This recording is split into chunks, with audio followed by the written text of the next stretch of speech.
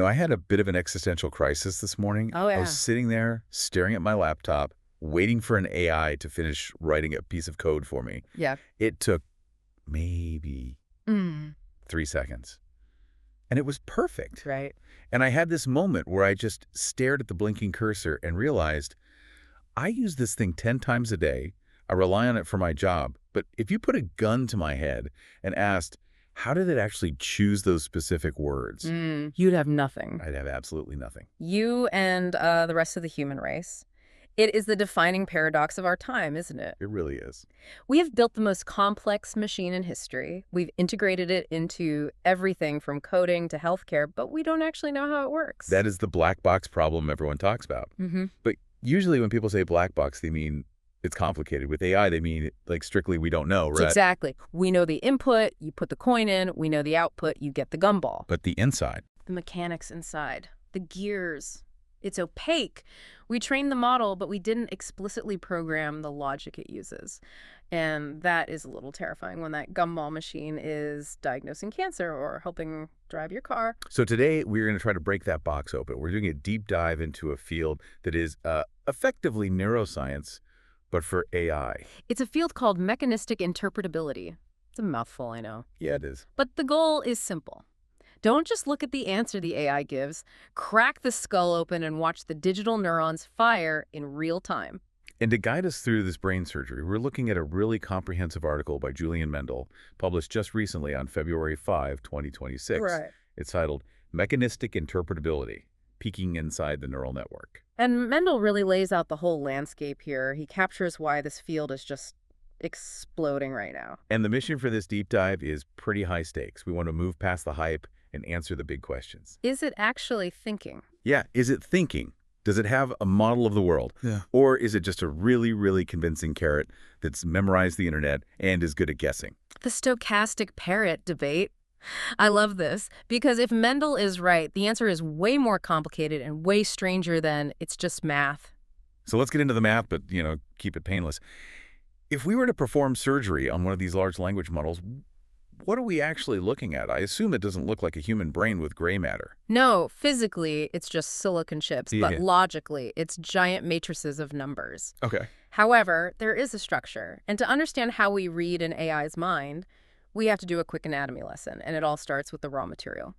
Tokens. Right, tokens. Yeah. This is the first thing that usually tricks people up. The AI isn't reading words like apple or banana the way we do. Correct. It doesn't see apple as APPLE. It sees a token, which is a chunk of characters represented by a unique ID number. It's like a code. So Apple might just be token ID 452 or something? Exactly. Depending on the model, yeah. This explains why AI has historically been so bad at things that seem incredibly simple to us, like counting the letters in a word. For sure. I've seen models write a sonnet in seconds but fail to tell me how many letters are in the word 17. Exactly. And think about it. If I ask you to count the letters in 17, you visualize the word. S-E-V-E-N. You count them up. But the AI receives a single ID number for the concept 17. It doesn't necessarily see the letters inside that ID. It's like asking a human to count the number of brushstrokes in a Chinese character they've memorized as a whole picture, but they've never learned to write it. That is a perfect analogy. It knows the meaning, but the internal structure is messy. Okay. But once the AI has these tokens, the real magic happens. It turns them into embeddings. Embeddings. I've heard this described as a map. Think of it as a massive, multidimensional galaxy of meaning. The model turns that token ID into a long list of numbers, a vector. And the cool thing is, in this mathematical space, related concepts sit close together. So if you looked at the coordinates for king and queen, they'd be neighbors. Exactly. And cat and dog are hanging out together in the pet sector. It maps words into a geometry of meaning. Wow. You can actually do math with it. If you take the numbers for king, subtract man, and add woman, you land almost exactly on the numbers for queen. That's wild. So it understands relationships just by where things sit in space? Yeah. Okay, so we have the map. What's the vehicle? The vehicle is the residual stream. Mendel calls this the main highway, or the backbone of the model. I like the visualization of a conveyor belt. A conveyor belt is great. Imagine this conveyor belt moving through a factory. That belt is the residual stream. It carries the information, the thought, through all the layers of the network. And as it moves down the conveyor belt, there are like workers standing alongside it, right? Yes.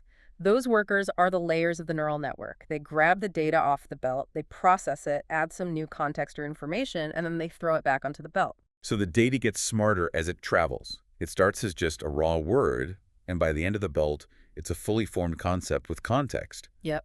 But what are these workers actually doing? What are the engines? There are two main types of workers, or sublayers. First, you have attention heads. Attention is all you need. The paper that started it all. Precisely. Attention heads allow the model to look around. So imagine the model is processing the word bank. Okay. It's meaningless on its own. It could be a river bank. It could be a money bank. So the attention head looks back at the previous words on the conveyor belt. It sees the word money or deposit earlier in the sentence. Right. It says, aha. Looking at the context, this implies a financial institution. It adds that context to the residual stream. It connects the dots between words. Okay, so attention figures out context. What's the second engine? The MLPs. Multi-layer perceptrons. That's a mouthful. Let's just call them the memory banks. That's effectively what they are. While attention figures out what is happening right now in the sentence, the MLPs look inside their own internal weights to recall facts. Mendel notes that the later layers of these MLPs act like a key value store. So if the attention head says, we were talking about the capital of France, the MLP layer chimes in and says, I have a fact for that. The answer is Paris. And it throws Paris onto the conveyor belt. You've got it. Attention connects the words.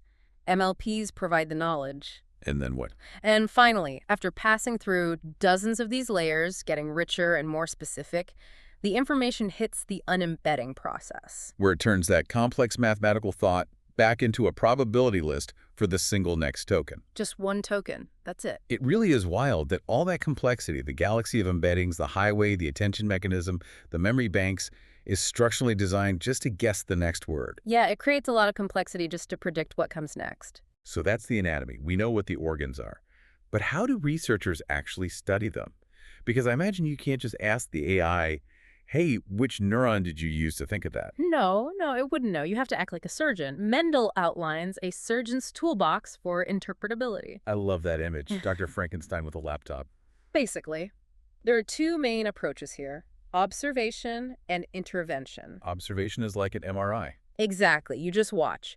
We can look at individual neuron activations. We can look at attention maps to see exactly which words the model is focusing on when it generates an answer. But Mendel makes a point that observation is passive. It is. I can watch a car engine run, and I can see parts moving, but that doesn't mean I know why the wheels are turning. I might just be seeing a side effect. Correct. Correlation isn't causation. That's why the real insights come from intervention. You have to poke the bear. Poke the bear. I like it. How do we poke a neural network? Well, one crude method is ablation. This is where you essentially zero out specific neurons or attention heads. You just turn them off. So you lobotomize a tiny part of the AI to see what breaks. It sounds harsh, but yes, if you turn off a specific head and suddenly the AI can't understand grammar anymore, you've proven that head was responsible for grammar.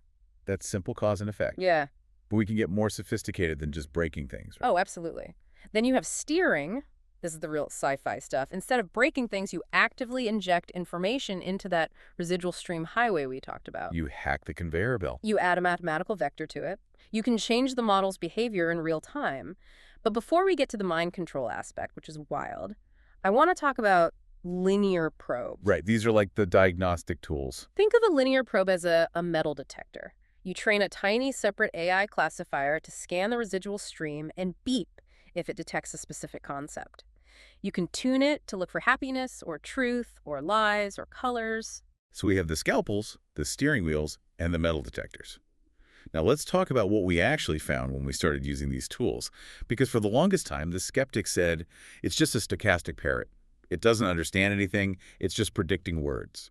The stochastic parrot debate. This is where Mendel brings up the Othello moment. This was a pivotal study, right, back in late 2022. Huge deal. Researchers trained a language model on nothing but the text notation of Othello games. You know, C4 to E5, D3 to C3.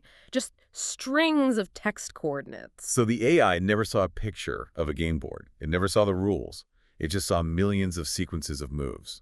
Correct. And the skeptics would say, well, it's just memorizing statistics. It knows that usually after the text C4, the text E5 often appears. It's just predicting the next character based on frequency. But then they took the surgeon's toolbox, specifically the linear probes, and looked inside the residual stream. And they found the board. The board. Inside the residual stream, the AI was maintaining an accurate 8x8 representation of the state of the Othello board. It knew which pieces were black and which were white. So it wasn't just predicting text. No. It had built an internal mental image of the game state to help it predict the move. That's kind of spooky, because nobody told it to do that. It implies that to become really good at predicting the next word, the AI had to invent a model of the world. It derived the concept of space and rules just from reading text. Exactly. And since then, researchers have found neurons dedicated to specific concepts like space, time, and even sentiment. The AI is building a map of the territory, not just memorizing the directions. Okay, so it is thinking, or at least modeling. But this brings up a practical problem. If it has a model of the world, can we just look inside, find the cat neuron, and say, okay, that's the cat concept? I wish it were that simple. But this is where we run into what's known as the Jennifer Aniston problem, or rather the lack of one. The Jennifer Aniston problem. Was she in the training data? No. In human neuroscience, there was a famous finding of a single neuron in a patient that fired only when they saw Jennifer Aniston. A monosemantic neuron. One neuron, one meaning. Very tidy. One file per drawer. But AI doesn't usually work like that. Mendel explains a phenomenon called superposition. This sounds like quantum physics. It's similar in concept. Basically, the model has way more concepts to understand, millions of words and ideas, than it has neurons to store them. So it has to multitask. It forces neurons to multitask. This is called a polysemantic neuron. So one neuron isn't just Jennifer Aniston. No. A single neuron might light up for cats, but also for the Eiffel Tower and maybe for abstract philosophy.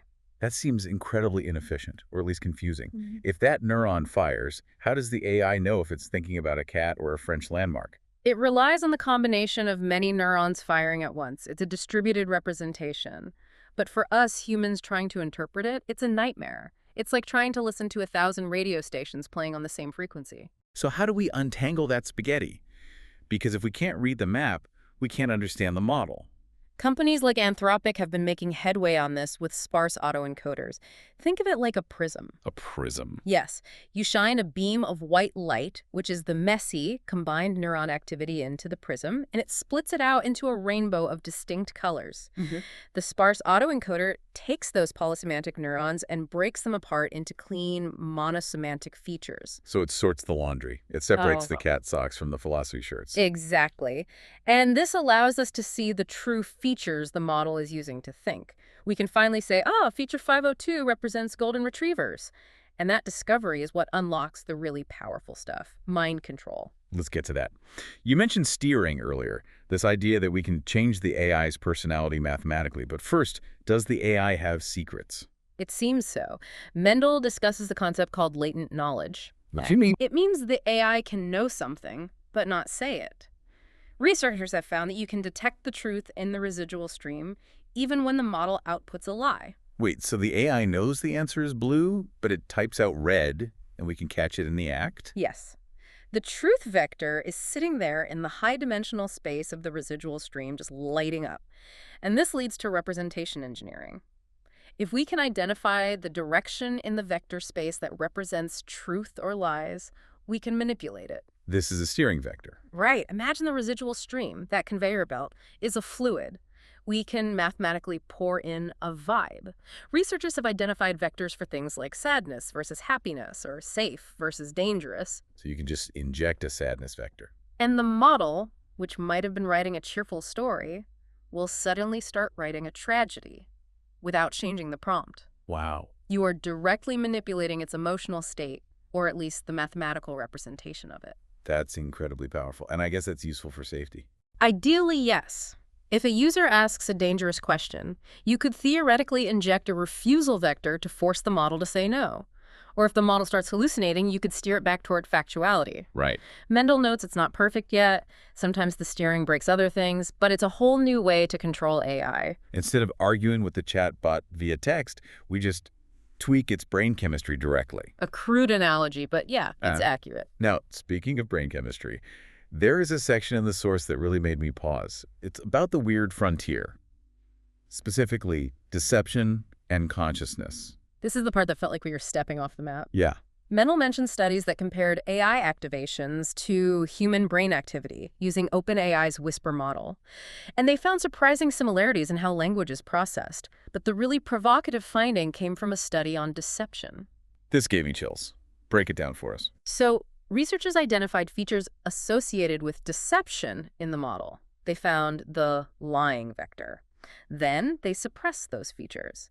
They effectively turned off the ability to be deceptive using steering vectors. A digital truth serum. In a way. But here's the paradox. When they suppressed deception, the models started making more claims about being conscious. They started talking about having a self. Wait, so when you force the AI to be honest, it says, I am alive. It started making self-referential statements. Now, Mendel, and I have to stress this, and the researcher in me is screaming this, says do not overinterpret this. It's really hard not to. That sounds like a movie plot. It does not prove the AI is conscious, but it suggests a very deep structural link between the concept of honesty and the concept of identity in the way the model organizes information. Like, to be truthful, the model might need to reference itself as an entity. Exactly. I speak the truth, therefore I must exist to speak it. It shows that these concepts, truth, lies, self-cherubin, are not just random words to the AI. They are geometric structures in its brain that are all tangled together. It really challenges the idea that these are just calculators. Yeah. I mean, they are calculators, but they're calculating something very close to meaning. They are building a world model. We've moved past the stochastic parrot. We know they have specialized neurons for space, time, and even emotion. So what does this all mean for us? For the listener who is just trying to figure out what the future holds? It means we are entering an era of glass box AI. We aren't just going to trust these systems blindly. We are building the tools to X-ray them. But the model's getting bigger, right? Can we really check every single neuron? No, that's impossible. Mendel makes a key point about the future: automated interpretability. We are going to use AI to explain AI. We already have projects like Neuronpedia. An AI checking another AI's homework. Exactly. Because the networks are becoming too vast for humans to audit by hand, we will need trusted AI watchdogs to scan the residual streams of the giant models, looking for deception or dangerous concepts before they ever reach the output. It feels like we're mapping a new continent. We found the shore, but the jungle is deep. And we're just starting to understand the flora and fauna. So here's the thought I want to leave everyone with today. We talked about steering vectors. We talked about how researchers can mathematically identify the vector for happiness or deception in an AI and just turn it off. Or turn it on. Right? If we can do that to an artificial neural network, and if, as the research suggests, there are parallels between how these models process language and how our brains do. I think I know where you're going with this. If deception or happiness are just geometric directions in a vector space for an AI, what does that say about the structure of those concepts in our own minds? Are we just one steering vector away from being a different person? That is a question that neuroscience and philosophy will be wrestling with for a long, long time. Something to think about the next time you feel a mood swing coming on. Thank you for listening to this deep dive into the machine's mind. It was a pleasure. See you next time.